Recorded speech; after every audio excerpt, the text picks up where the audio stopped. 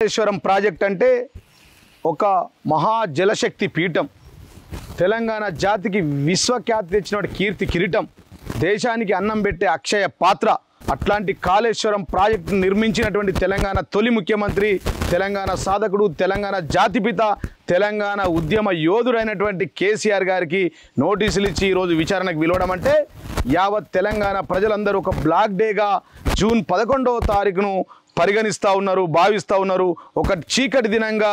పరిగణిస్తూ ఉన్నారని చెప్పి ఈ సందర్భంగా నేను తెలియజేస్తూ ఉన్నా. కాళేశ్వరం ప్రాజెక్ట్ అంటే ఈ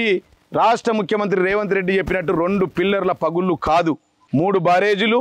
15 రిజర్వాయర్లు, 19 సబ్ స్టేషన్లు, 21 పంప్ హౌజులు, 504 కిలోమీటర్ల టనల్ సొరంగం, దానితో పాటు 1545 కిలోమీటర్ల గ్రావిటీ ద్వారా కాలువల ద్వారా నీళ్లు పోయే 141 టీఎంసీల